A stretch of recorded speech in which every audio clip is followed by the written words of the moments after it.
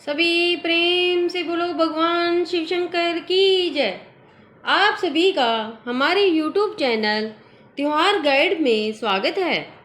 इस वीडियो में हम आप सबको बताने जा रहे हैं कि भगवान शिव की पूजा मूर्ति से नहीं बल्कि शिवलिंग से ही क्यों होती है।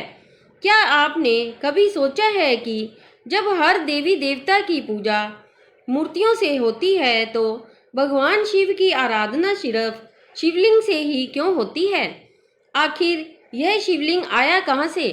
क्या यह कोई प्रतीक है या फिर खुद शिव का साक्षात रूप है? इस रहस्य को जानने से पहले आपको इतिहास की उन गहराइयों में उतरना होगा जहाँ सत्य आज भी मौन खड़ा है। आज की कथा अत्यंत ज्ञानवर्धक और प्रेरणादायक है। कथा शुरू करने से पहले आपसे एक विनम्र निवेदन है कि शास्त्रों में कहा गया है कि अधूरी छोड़ी गई कथा दुख और पाप का कारण बनती है, इसलिए इसे अंत तक अवश्य सुने। और अगर आपको यह कथा पसंद आए तो आप हमारे वीडियो को लाइक करें, हमारे चैनल को सब्सक्राइब करें और कमेंट में हर हर महादेव लिखकर अपना समर्थन देवें। तो आइए बिना किसी विलंब के आरंभ करते हैं आज की प्रेरणादायक कथा। अनंत काल से पहले जब सृष्टि का प्रारंभ ही नहीं हुआ था तब एक महाशून्य था।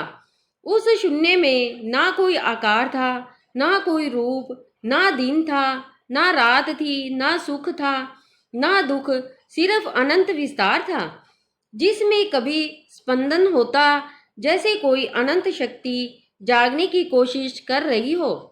उस अनंत के बीच एक दिन अचानक ऊर्जा का विस्फोट हुआ। उस विस्फोट से एक महाज्योति प्रकट हुई, इतनी तीव्र, इतनी प्रबल कि उसकी कल्पना करना भी असंभव था। वह ज्योति अनंत काल तक फैलती रही, विस्तार पाती रही।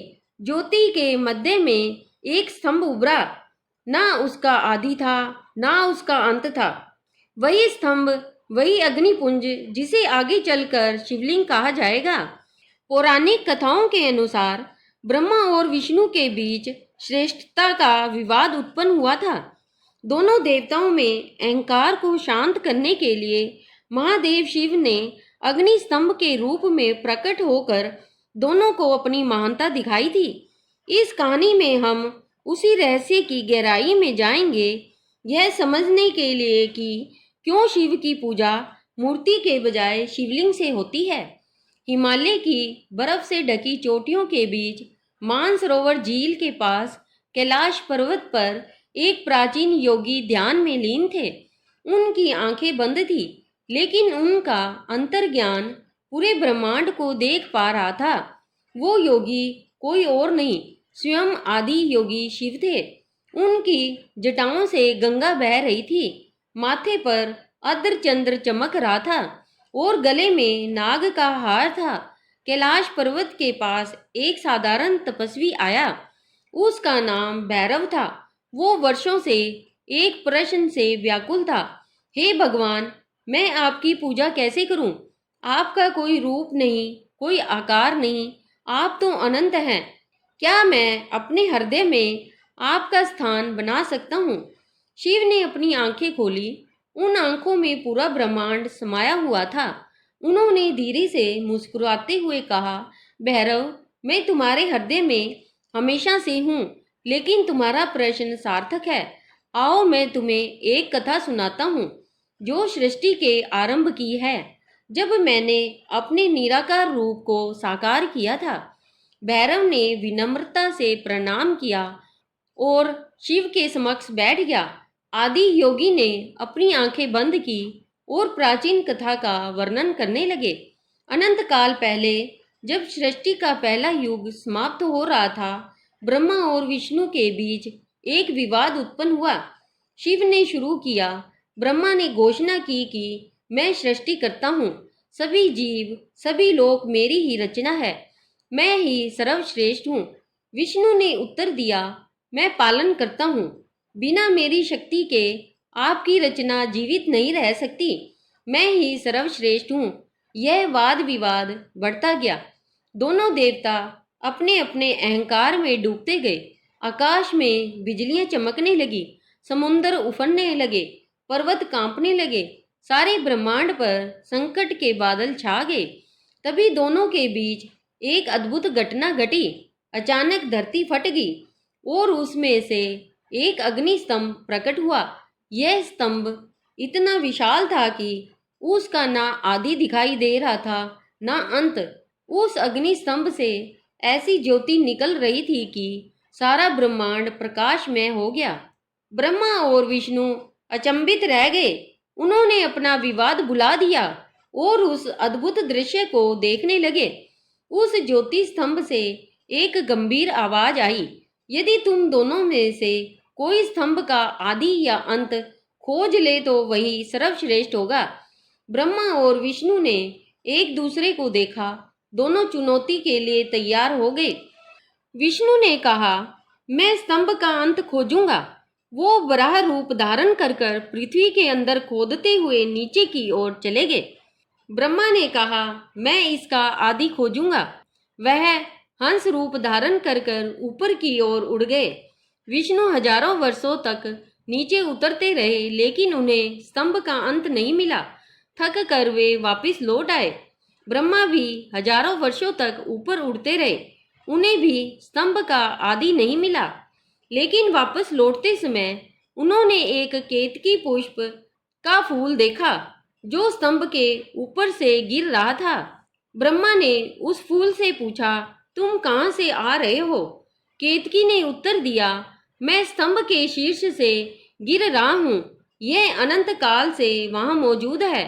ब्रह्मा ने केतकी से कहा, क्या तुम विष्णु के सामने गवाही दोगे कि मैंने स्तंभ का आदि देख लिया है? केतकी सहमत हो गया। दोनों वापस आ गए जहाँ विष्णु खड़े थे। ब्रह्मा ने विष्णु से कहा, मैंने स्तंभ के आदि को देख लिया है। यहाँ केतकी पुष्प गवाह है। तभी स्तंभ फट गया और उसमें से एक तेजस्वी रूप प्रकट हुआ। त्रिनेत्रधारी जटाजूटधारी नीलकंठ शिव। शिव ने क्रोध से ब्रह्मा को देखा और कहा, तुमने झूठ बोला है। यह स्तंभ मेरा ही रूप है, अनादि और अनंत। ना इसका आदि है, ना ही इसका कोई अंत है। तुमने अपने अहंकार में इतने डूब गए कि झूठ बोल दिया। शिव ने केतकी को भी श्राप दिया कि वह कभी भी पूजा में प्रयोग नहीं किया जाएगा। फिर उन्होंने ब्रह्मा को श्राप दिया कि उनकी पूजा पृथ्वी पर कभी नहीं होगी, अर्थात बहुत कम ही होगी। विष्णु ने विनम्रता पूर्वक शिव को प्रणाम किया और अपनी भूल स्वीकार की। शिव उनसे प्रसन्न हुए। शिव ने घोषणा की कि आज से मेरा यह अग्नि स्तंभ रूप, जिसे शिवलिंग कहा जाएगा, मेरी पूजा का माध्यम होगा। जो भक्त इस रूप की पूजा करेंगे वे मुझे प्राप्त करेंगे। भैरव ध्यान से सुन रहा था। शिव ने अपनी कथा जारी रखी।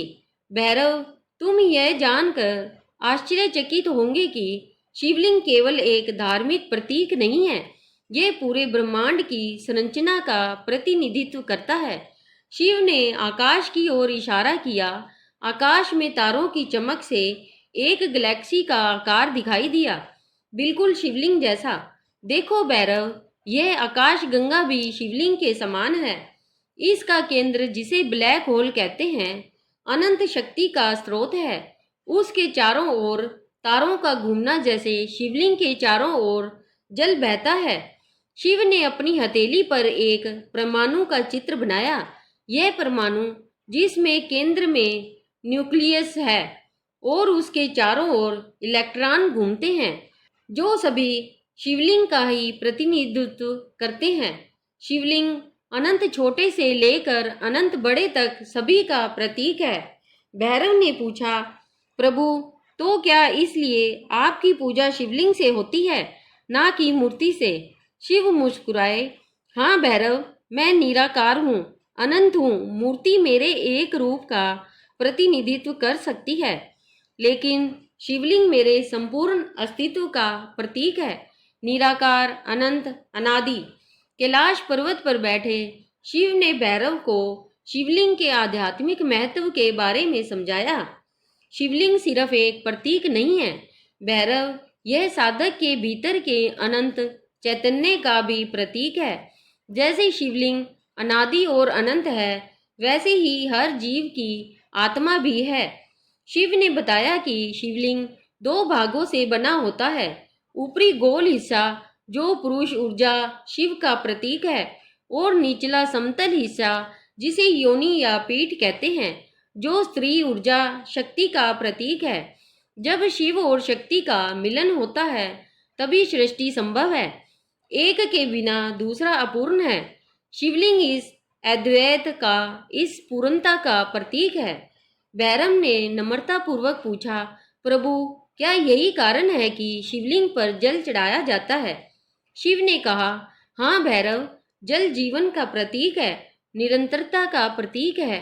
जैसे जल निरंतर बहता रहता है, वैसे ही जीवन का प्रवाह भी। जल चढ़ाना यह प्रार्थना है कि जीवन की निरंतरता बनी रहे, आत्मा का अज्ञान दूर हो। कालांतर में भैरव ने कई वर्षों तक तपस्या की। एक दिन वह फिर से कैलाश पर्वत पर शिव के पास आया। इस बार उसका प्रश्न था, प्रभु मैंने सुना है कि पारद पारा से निर्मित शिवलिंग में अलौकिक शक्तियां होती है, क्या यह सत्य है? शिव ने गंभीरता से कहा, भैरव, पारद एक अद्भुत तत्व है। यह तरल भी है और धातु भी। यह दुनिया का एकमात्र तत्व है जो कमरे के तापमान पर तरल अवस्था में रहता है।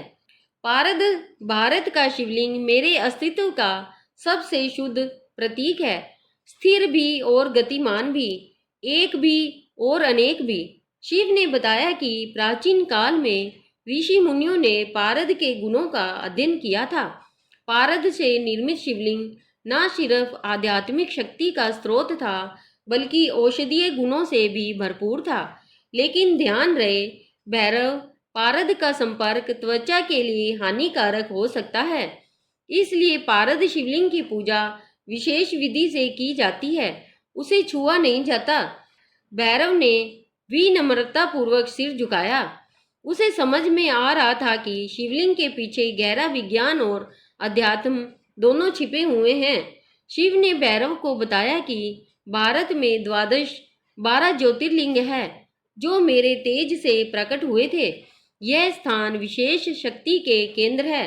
सोमनाथ, मल्लिकार्जुन, महाकालेश्वर, ओमकारेश्वर, केदारनाथ, भीमशंकर, विश्वनाथ, त्र्यंबकेश्वर, वैद्यनाथ, नागेश्वर, रामेश्वरम और कृष्णेश्वर, यह 12 मेरे ज्योतिर्लिंग है। शिव ने बताया कि इन स्थानों पर उन्होंने स्वयं अपनी ज्योति को प्रकट किया था। यह स्थान पृथ्वी पर उस दिव्य अग्नि स्तंभ के प्रकटीकरण के स्थान है। इन स्थानों पर मेरी ऊर्जा सबसे अधिक है। जो भक्त वहां जाकर पूजा करता है वो मेरे अत्यंत निकट आ जाता है। भैरव ने पूछा, प्रभु क्या केवल इन्हीं स्थानों पर आपकी कृपा मिलती है? शिव हंसने लगे, भैरव मैं हर जगह हूँ, लेकिन जैसे सूरज की किरणें कहीं तेज होती है और कहीं मंद, वैसे ही मेरी ऊर्जा भी कहीं अधिक सघन है और कहीं कम। भक्त का प्रेम और श्रद्धा ही असली मार्ग है, स्थान नहीं। शिव ने भैरव को शिवलिंग के विभिन्न रूपों के बारे में बताया। स्वयंभू लिंग वे हैं जो प्रकृति द्वारा निर्मित है, मानव हाथों से नहीं। जैसे अमरनाथ गुफा में बर्फ का शिवलिंग जो हर साल बनता और पिघलता है। जीवन मृत्यु के चक्र का प्रतीक मानुष लिंग मनुष्यों द्वारा निर्मित है, पत्थर से, धातु से, मिट्टी से। इनकी पूजा मंदिरों और घरों में होती है। पारद लिंग जिसके बारे में तुमने पूछा, विशेष शक्ति के स्रोत हैं। शिव ने समझाया कि शिवलिंग के रूप भले ही अलग अलग हो, लेकिन उनका सार एक ही है, अनंत, अगम्य, अजन्मा पर ब्रह्म का प्रतीक। भैरव ने देखा कि शिव के पूरे शरीर पर भस्म लगी हुई थी। उसने पूछा, प्रभु आप भस्म क्यों धारण करते हैं? शिव ने कहा, भस्म विनाश का प्रतीक है भैरव, विनाश के बिना नया सर्जन संभव नहीं है। जब तुम भस्म लगाते हो तो मृत्यु के भय से मुक्त होते हो। यह याद दिलाता है कि अंततः सब कुछ राख में बदल जाएगा, केवल आत्मा शाश्वत है। शिव ने बताया कि शिवलिंग पर भी भस्म चढ़ाई जाती है। यह शिवलिंग के साथ भक्त के एकाकार होने का प्रतीक है। शिव ने भैरव को शिवलिंग पूजा का सही तरीका बताया। पहले शिवलिंग पर जल से अभिषेक करें, फिर दूध, दही, घी, शहद और चीनी, इन पंचामृतों से अभिषेक करें। यह 5 तत्व पंचभूतों के प्रतीक है, पृथ्वी, जल, अग्नि, वायु और आकाश। फिर बेलपत्र, दतूरा और अन्य पुष्प चढ़ाए। शिवलिंग के चारों ओर प्रदक्षिणा करें। लेकिन याद रखें, सबसे महत्वपूर्ण है भक्ति और समर्पण। बाहरी अनुष्ठान से ज्यादा महत्वपूर्ण है आंतरिक भाव। भैरव ने पूछा, प्रभु क्या महिलाएं भी शिवलिंग की पूजा कर सकती है? शिव मुस्कुराए, निश्चित रूप से, मैं सभी का हूँ, पुरुषों का, महिलाओं का, बच्चों का, बूढ़ों का। मेरी पूजा करने के लिए कोई भेदभाव नहीं है। शिवलिंग शक्ति और शिव का मिलन है, अर्धनारीश्वर रूप। भैरव ने कैलाश पर्वत पर शिव से जो ज्ञान प्राप्त किया, उससे उसके अंदर एक अद्भुत परिवर्तन आया। वो अब नित्य शिवलिंग की पूजा करने लगा। लेकिन अब यह केवल बाहरी अनुष्ठान नहीं था। वो समझ गया था कि शिवलिंग अपने भीतर के अनंत चैतन्य का प्रतीक है। एक दिन ध्यान करते समय भैरव को एक अद्भुत अनुभव हुआ। उसने देखा कि उसके भीतर एक ज्योति जल रही है, बिल्कुल उस अग्नि स्तंभ की तरह जिसके बारे में शिव ने बताया था। उसे समझ में आ गया कि हर जीव के भीतर वही परम चैतन्य, वही शिव विद्यमान है। भैरव ने अपना अनुभव लोगों के साथ बांटना शुरू किया।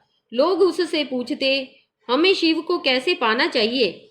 भैरव कहता, शिवलिंग की पूजा करो, लेकिन साथ ही अपने भीतर के शिव तत्व को पहचानो। शिवलिंग बाहर की यात्रा है, अपने भीतर के शिव को पहचानना अति आवश्यक है। शिव ने भैरव को बताया कि शिवलिंग की पूजा का इतिहास बहुत प्राचीन है। सिंधु घाटी सभ्यता 3500 ईसा पूर्व से 2300 ईसा पूर्व के अवशेषों में पत्थर के शिवलिंग पाए गए हैं।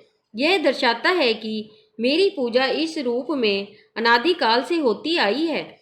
कालीबंगा, मोहनजोदड़ो, हड़प्पा, इन सभी स्थानों पर प्राचीन शिवलिंग पाए गए हैं। शिव ने बताया कि उन्हें पशुपति, पशुओं के स्वामी के रूप में भी पूजा जाता है। सिंधु घाटी से प्राप्त एक मोहर पर त्रिमुख पुरुष का चित्र है, जिसके चारों ओर पशु है।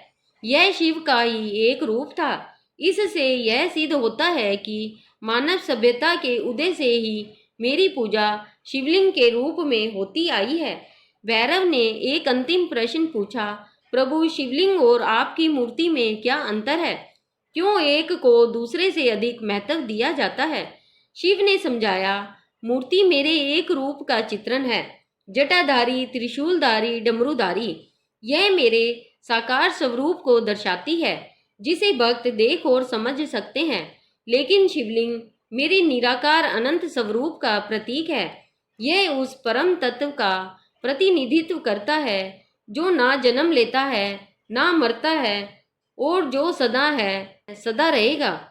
मूर्ति भक्ति का एक माध्यम है, शिवलिंग योग और ज्ञान का माध्यम है। दोनों अपने अपने स्थान पर महत्वपूर्ण है, लेकिन शिवलिंग मेरे परम स्वरूप के अधिक निकट है। शिव ने भैरव को रुद्राक्ष के बारे में भी बताया। जब मैंने समुद्र मंथन के विष को पीकर सृष्टि की रक्षा की थी, तो मेरी आंखों से अश्रु बहे। उन अश्रुओं से रुद्राक्ष के वृक्ष उत्पन्न हुए। शिव ने बताया कि रुद्राक्ष धारण करने से मन शांत होता है, ध्यान में एकाग्रता आती है और शिव की कृपा प्राप्त होती है। जो भक्त शिवलिंग की पूजा करते हुए रुद्राक्ष धारण करता है, वो अवश्य मोक्ष को प्राप्त होता है। शिव ने भैरव को अपना पवित्र पंचाक्षर मंत्र ओम नमः शिवाय की महिमा बताई। इस मंत्र के 5 अक्षर 5 तत्वों के प्रतीक हैं। न पृथ्वी, मैं जल, श अग्नि, व वायु और यह आकाश। शिव ने बताया कि इस मंत्र का जाप करते हुए शिवलिंग की पूजा करने से साधक परम शांति और आनंद को प्राप्त करता है। यह मंत्र मेरा स्वरूप है, इसका जाप करने से साधक मेरे साथ एकाकार हो जाता है। वर्षों बीत गए। भैरव ने शिव से प्राप्त ज्ञान को दूर दूर तक फैलाया। उसने अनेकों को शिवलिंग पूजा की सही विधि सिखाई और उन्हें अपने भीतर के शिव को पहचानने का मार्ग दिखाया। अंतिम समय आने पर भैरव ने शिवलिंग के सामने ध्यान में बैठकर देह त्यागी। उस क्षण उसके सामने स्वयं शिव प्रकट हुए और उसे अपने साथ कैलाश ले गए। शिव ने कहा, भैरव, तुमने मेरे स्वरूप को समझा और दूसरों को समझाया। अब तुम मेरे साथ अनंत काल तक रहोगे। आज भी हजारों वर्षों बाद शिवलिंग की पूजा उतनी ही श्रद्धा से की जाती है। हर शिवरात्रि पर करोड़ों भक्त शिवलिंग पर जलाभिषेक करते हैं और ओम नमः शिवाय का जाप करते हैं। आधुनिक विज्ञान भी अब शिवलिंग के महत्व को समझने लगा है। वैज्ञानिक शिवलिंग को ऊर्जा के केंद्र के रूप में देखते हैं जो विशेष आवर्ती उत्पन्न करता है। नासा के वैज्ञानिकों ने अंतरिक्ष में एक विशेष ऊर्जा क्षेत्र की खोज की है जिसे कॉस्मिक लिंगम नाम दिया गया है। यह बिल्कुल शिवलिंग की आकृति का है। यही कारण है कि हिंदू धर्म में शिव की पूजा मूर्ति के बजाय शिवलिंग से होती है। शिवलिंग एक प्रतीक है अनंत अगोचर अविनाशी पर ब्रह्म का। शिवलिंग हमें याद दिलाता है कि हम सभी उस परम तत्व के अंश हैं, उस अनंत चैतन्य के जिसका ना आदि है ना अंत। जब हम शिवलिंग की पूजा करते हैं हम उस अनंत का आवाहन करते हैं, उस चैतन्य का जो हमारे भीतर भी है और हमारे बाहर भी, जो हम सभी में है और हम सभी जिसमें हैं। शिवलिंग की उत्पत्ति की यह कथा हमें सिखाती है कि सत्य अनंत है, अगोचर है। हम उसे समझ सकते हैं, अनुभव कर सकते हैं, लेकिन पूर्णतः परिभाषित नहीं कर सकते। जैसे ब्रह्मा और विष्णु उस अग्नि स्तंभ का आदि नहीं पा सके, वैसे ही हम मानव भी पर ब्रह्म की सीमाओं को नहीं जान सकते। लेकिन शिवलिंग हमें एक मार्ग देता है अपने भीतर के अनंत को जानने का, अपने भीतर के शिव को पहचानने का। शिवलिंग की पूजा केवल एक धार्मिक अनुष्ठान नहीं है, यह एक यात्रा है बाहर से भीतर की ओर, अज्ञान से ज्ञान की ओर, अंधकार से प्रकाश की ओर। और इस यात्रा के अंत में हम पाते हैं कि जिसे हम खोज रहे थे वह हमारे भीतर ही था। जिस शिव की हम पूजा करते हैं वह हमारे हृदय में ही विराजमान है। शिव ओम, मैं ही शिव हूँ, यही शिवलिंग का परम रहस्य है। प्यारे भक्तों, हमें आशा है कि यह कथा आपके जीवन में सकारात्मक बदलाव लेकर आई होगी। कृपया इसे लाइक करें और दूसरों तक पहुंचाने के लिए इसे शेयर करें। अपने श्रद्धा भाव को कमेंट सेक्शन में ओम नमः शिवाय लिखकर प्रकट करें। इस कथा को अंत तक देखने के लिए आपका दिल से बहुत बहुत धन्यवाद। हर हर महादेव।